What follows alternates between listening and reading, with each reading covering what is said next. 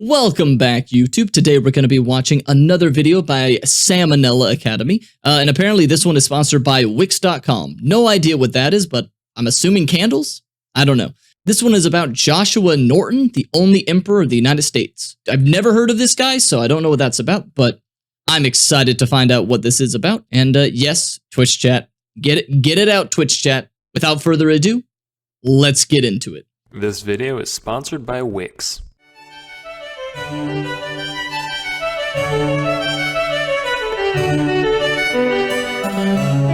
Hey kids, let me ask you, do you watch the news often? No. Have you attended a school in your life? You ever look at a dollar? If the answer to any of these questions is yes, then chances are you're familiar with at least a couple United States presidents. But if you're like me prior to last week, you've probably never heard of a United States emperor. Excuse me, good sir, but I should inform you that we're actually living under an emperor as we speak, at least according to my degree from the University of Reddit. Hey, that's great. Whoa, look over there. It's someone criticizing Elon Musk.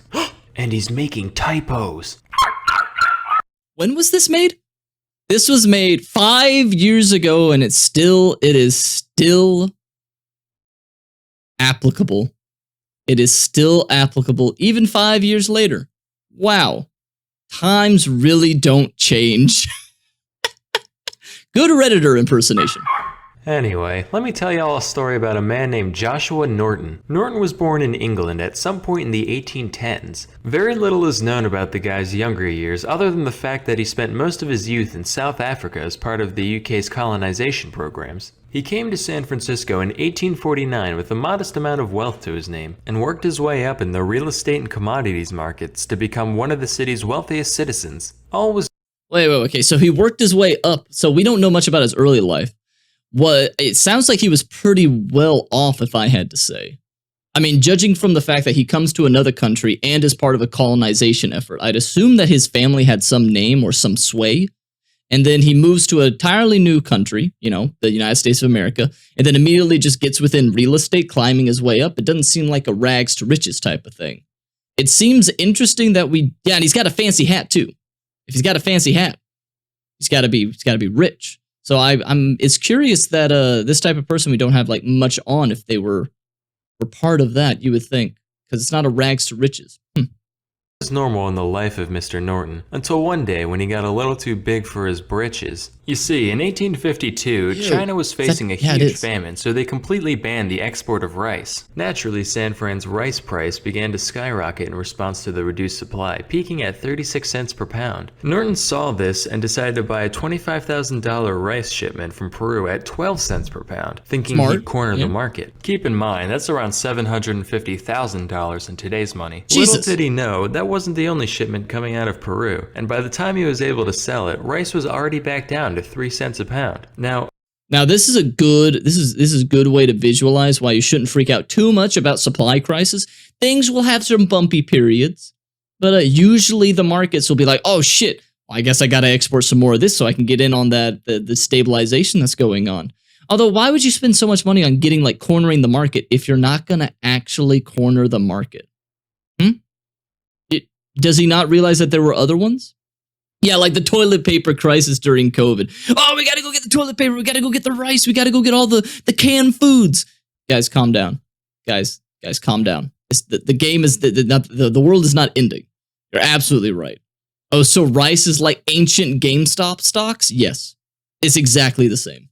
And chicken, we're watching Salmonella, and then we'll be doing Monster Hunter. According to my calculations, that put Norton at a net loss of a whole frickin' lot. He subsequently got into a years-long court battle with the vendor who sold him the shipment, which only cost him more money, and ultimately left the man destitute. So, Norton did what anybody would do after losing everything. He drank a nice hefty dose of fuck it all and said, you know what? The courts can eat my shorts, the house can eat my blouse, Peru can eat my shoe. I declare myself emperor of these United States. And I'm telling every newspaper in the city about it. And then he did. Now, the papers could have just been like, what a lunatic, and that would have been the end of it. But instead they said, you know what? This guy's kind of a meme. Let's publish his declaration, just for gits and shiggles. People across the city had... It must have been a slow news day. Can you imagine someone doing that today? I guess it's just because there wasn't Twitter at the time. Because if you did Twitter, if you're going like, I am now declaring myself Emperor of the United States of America, you maybe get like 2 thumbs up. That's it. It's a riches to rags story. You're right. Oh my God. Who gave that little child a newspaper? Children don't read newspapers. Had their laughs, and Norton's rise to power began. From here, he issued several more commands to the media, and unlike nowadays, people loved having regular Norton updates shoved in their face. Among these announcements was a decree in 1859 to formally abolish the United States Congress. He also gave out a mandate to both the Protestant and Roman Catholic churches to formally ordain him as emperor. Although these edicts were ultimately ignored by the powers they were addressed to, they still served to build Norton's reputation around the city, and before long, he was a fully fledged local celebrity. He was easily recognized by passerby, typically sporting a blue naval uniform and a beaver hat with a peacock feather in it. Pretty soon, Norton could expect to receive the royal treatment wherever he went. People started to address him formally on the streets, he got to ride public transport for free, and he even got occasional tax payments from people sympathetic to his impoverished living situation. Oh, and get this, Norton became so famous that toy stores in the city began selling dolls of the man for kids to play with. How many people can you think of that were so legendary that they got dolls made after them? You got Emperor Norton, Teddy Roosevelt, Mr. T, and the bear that Teddy Roosevelt decided not to shoot. That's it, really. Also, though not backed by actual law in any way, his declarations came to be taken relatively seriously by the populace around him. For example, according to Norton, saying Frisco instead of San Francisco would be punishable by a $25 fine. Talk to any Frisco native and you'll find that this attitude survives to this day. With the help of a local... I have never heard of anyone calling San Francisco Frisco. It sounds... Oh, I'm thinking of Fresco. It sounds like a drink. That doesn't sound like an actual place. I guess it's similar to if you're from Nevada, you don't call it Nevada, you call it Nevada, something like that. And now I know why.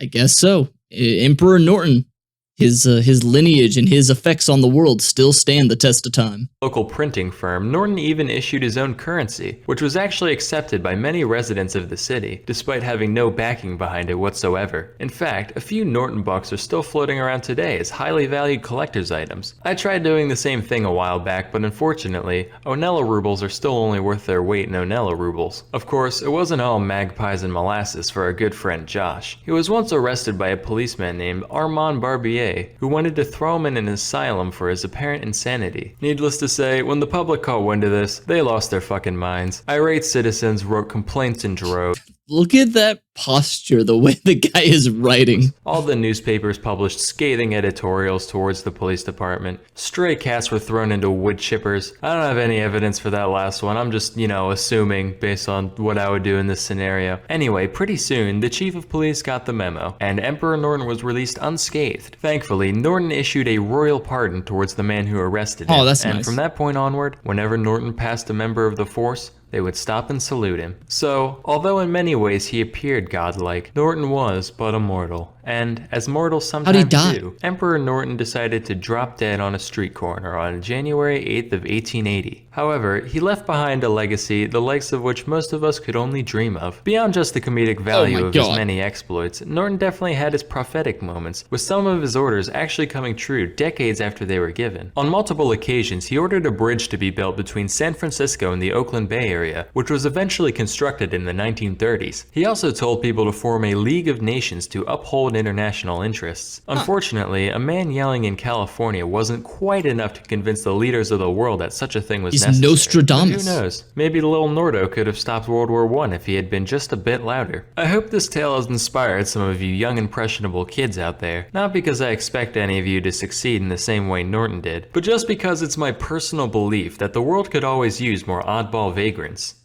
Wait a minute. Oddball vagrants. Product placement. Sponsor time. Question. Do you do literally anything? No. If the answer is yes, then chances are you could get a lot of use out of a website powered by Wix. You can give your small business the professional makeover I was certain this was going to be about candles. deserves, or show off your art and other hobbies in any style or layout you can imagine. Even if you don't do anything with your life, then hey, today's as good a day as any to try your hand at web development. Wix does all the heavy lifting for you, meaning even a novice can create stunning pages of all shapes and sizes. Beyond just the aesthetic aspect, Wix also offers tons of other services for your site, like custom domain names and email services. Oh, and did I mention it's free? So please, try Wix today. Anyway, that's all for today. Till next time, I'm Salmonella, and thank you for watching. Good video. Good video. Never heard of this Norton guy. Why don't they ever teach about this guy in the history books, I don't need to learn about Alexander Hamilton or George Washington, Abraham Lincoln, Thomas Jefferson, or any of those guys. I want to learn about the first emperor of the United States of America. And no, not the type of emperors that the, Reddit mob likes to talk about. But, yeah. Interesting. So, go out there, get on your Twitter, and just start yelling shit, and maybe one day you will be taken half seriously as a joke and, become emperor of something. I mean, that's kind of what Elon does, although Elon is like super rich and literally owns the platform. But, maybe you watching this video right now can one day just become the next something of something, emperor of the internet. Never know. You never know. Just got to start putting your ramblings out there. Just got to put those ramblings out there. But thank you for watching, YouTube. And until next time, I hope you all have a wonderful rest of the day. Bye-bye.